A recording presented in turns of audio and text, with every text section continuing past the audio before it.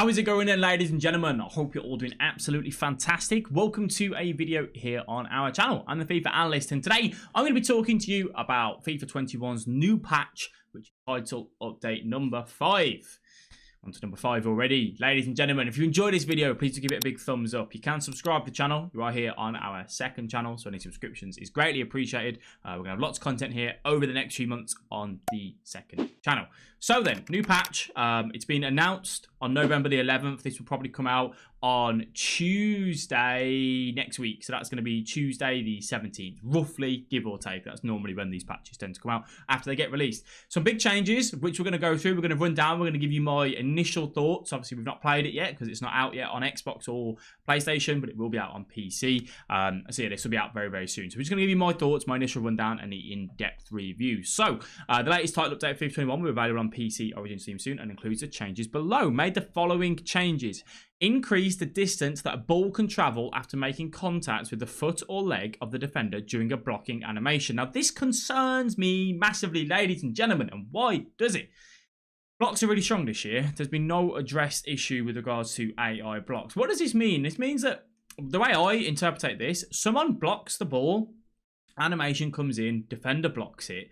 You know, sometimes when they block it, but the ball falls to your feet, and you get like a second shot, you get another rebound, you know, you get that bit of luck. Now, don't get me wrong, sometimes blocks are good. You do it as a player, you do it as yourself. But a lot of the times, AI blocks, you know, it's the AI that does it. It's very strong, and that needs to be cut out. You know, you should be able to develop a shooting opportunity and get the shot off well. And it doesn't seem that that's rewarded too much on this game. What this says to me is that if an AI block comes in, you've got no chance of getting a rebound. The ball's going to ricochet further away. It's going to go away further from the goal. It's going to go away further from you as the attacker. Now, don't get me wrong. It's good in a sense and it's bad in a sense. Because, yes, it's frustrating if you make a really good block yourself and then it falls straight back to the opponent. However, I think the majority of the times, blocks are made by the AIs for people. It swings and roundabouts. It's happened to me. It happens for you. But I don't know. I feel like that second chance of that block, I don't know. I think that's one of them. I don't think that's the way to address anything. What needs to be addressed is how bad AI blocks are and how strong they can be to help you, you know, defend. And I don't like that element, really. So this is kind of one of the biggest changes. This is an interesting topic. I was speaking to quite a lot of people on Twitter in regards to this. Socials down below in the comments, in the description. Decrease the amount of time the team press D-pad tactic can be active for before requiring cooldown from 30 seconds to 20 seconds. So what this means is that team press basically is being reduced by 10 seconds, which is great, which is good. Team press was really strong. You could team press, you could turn it down on the D-pad, left on the D-pad, and you could team press for a solid 30 seconds, and the AI did it for you. It was AI assisted. You didn't need to do it. However, why is this this isn't the solution, is what I'm trying to say here. So team press has been reduced. Great, that's good. Yeah, a lot of people, the pro players specifically, will turn team press on and off, so that won't make a massive, I mean, it will make a difference, but not a massive difference if you time it right. So say from like goal kick, you can turn team press on for 5 seconds. You've then got 15 seconds remaining. If you don't win the ball back there and then, the opponent has the ball, you then regain your 5 seconds back anyway fairly quickly. So I don't think this is the problem. Further details about the change will be provided in an upcoming pitch notes article. What my issue is here is that if we carry on, increase the impact of overload ball side D-pad tactic on in-game stamina. That's fine. I think what happened is they went back to the old overload ball side stamina on the start of FIFA 20. And then when they patched it last year, they forgot to change that onto this game. That's fine. This is the thing that concerns me. Increase the impact of constant pressure, pressure on heavy touch, and pressure on possession loss on in-game stamina. Further pitch notes will be provided soon.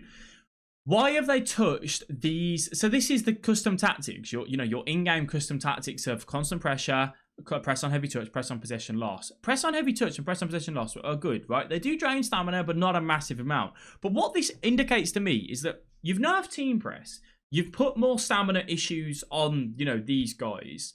What does that promote? Using balanced and dropping back and playing a lower depth, because you can't press now. And this is the fundamental issue that I personally have with all of this. Second man press is non-existent on FIFA.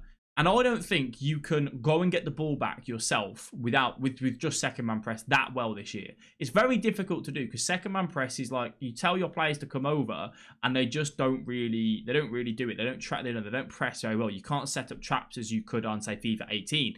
So this is my core issue here. You've nerfed the team press, which the AI does it for you, which is correct. Well done. Happy with that. But you've not given us a way to manually press. And I know some people say it's not a skill to second man press. For your top level players, I was having a discussion with Greek FIFA. For him, second man press is understand. He doesn't say he doesn't use it, but it's easy to do. It's understandable. For your average Joe, second man press is when you hold R1, RB on the bumpers. It basically, people use it in a way where they either hold it down permanently and they pull every single man out of position and you can cut them open easily, or they don't touch it at all, so they don't know how to press. It's not a massive skill to develop. It's not that hard, but it is what separates, you know, the better players from your average players on FIFA. And you don't have the ability to do that at the minute. So how am I meant to get the ball back from someone when you've nerfed team press to 20 seconds? Yes, it can still be used. And you've put more stamina on press on heavy touch, press on possession loss. It doesn't make any sense to me. You nerf one thing, but then you get it to like a playing field where it's like, but I can't get the ball back ourselves, in my opinion. I think that just encourages possession. It encourages drop back, hit on the counter. It encourages people running around with their CMs and not trying to get the ball back off anyone. So I'm not happy with this. It'd be interesting to see how this plans out. This is a lifesaver right here, though. When requesting a shot, sometimes a player would take longer than intended to shoot. This drove me mad. It drove me up the wall. This happened all the time. You'd hit shoot. Ronaldo would take 10 years to line it up. It was so frustrating. Really, really happy with that. The thing that frustrates me is they've addressed the following issue. What have you done to fix it? Like, this is what does annoy me, that the fact that they don't actually tell you what the problem was and how they've rectified it. Okay, so when it would take longer to shoot, why would it do that? Was it when certain players were around? Was it when you took a certain touch? Was it when you did anything? Was it when you did so much power? What is it that caused that to happen? I'd like to know. Address some cases of user control players from an automatic long animation while the pass block setting was off. Okay, that's fine. The bridge skill move couldn't be performed when playing. A few people said this in the comment section where they use R1 to sprint. They couldn't do the bridge. They've changed that now so you can do it, which is good to see for you guys. That doesn't matter too much. When a foul occurs, which resulted in a yellow card, but it would not granted due to the referee calling advantage, the offender could commit another yellow card offence and be shown a straight red card by the referee. Okay. In rare situations, a collision between the goalkeeper and the opponent's player could have resulted in the goalkeeper being knocked into the goal with a ball, resulting in an own goal. These incidents will now be treated as fouls. It's fine.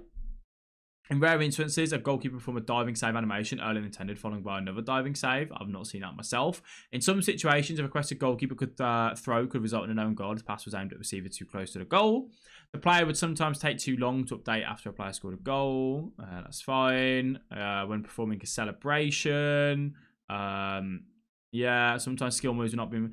They've said this. They address this in every patch. I'm sure they do. Sometimes skill moves were not being performed if they were immediately requested after the ball carrier finished turning. I swear, I've talked about this for the last year and said, great, they fixed it. And it just doesn't fix it. It's so frustrating. This here makes me think, is this when people would pause it and the game would DC? I don't understand. Do they not tell us this because they don't want people to know there was a glitch in the game, or what? Like, what is that? Like, what is it? Like, I don't understand that, to be honest with you. In rare instances, a player could pause immediately after another player's set piece. Removes an unintended skill move from the game, whatever. Address the following issues. Adjusted division rivals, matchmaking logic for placement matches in order. Sometimes ball did not display shadows in game. That is a lifesaver. You guys know that I moaned about that like there's no tomorrow. So thank you for fixing that. It should never have been a problem anyway. If you can just now make it so that when I'm playing on my screen, I see what I want to see in terms of the goalposts and the nets and all that sort of stuff. I don't want to see, you know, pink goalposts. It makes it hard to read, hard to see from there. Some celebration items not display, button sound effects. I think that's kind of, it's going to be kind of it, to be honest with regards to what we need to look at here. Volta, Pro Clubs, General Audio. They've changed how ping bars display to be more representative. So 0 to 30 milliseconds will show 5 green bars. 31 to 59 will show 4 green bars. Okay, so that's going to make people lose their mind, isn't it? Added some instances for celebration and online season. I don't really think there's anything else here that we're going to see. I don't think there is there? Although, yeah, I heard that. When performing Cristiano Ronaldo's signature celebration, other players would use his voice sample. I said that. It was really odd. Like, you'd be doing it, you'd do see you with Messi, and he'd be using Ronaldo's voice. Okay, so that's kind of it, really. I'm concerned about this patch. Don't get me wrong, the changes to team press were needed. 100%. I'm not saying that. 100% they needed to be changed. I just feel like they need to give us something towards second man press. I feel like AI blocks need to be toned down massively, and I think passing needs to be looked into as well. Other than that, we can see where the game goes. Let me know what you think down in the comment section below. It's always interesting to hear everyone's thoughts, you know, from a higher level player to your average players to your casual players. It's always good to get to know what people think of these patches and everything like that. Thank you all for watching. Leave a like on the video. I do appreciate you tuning in, and I'll catch you guys in the next one. Bye-bye.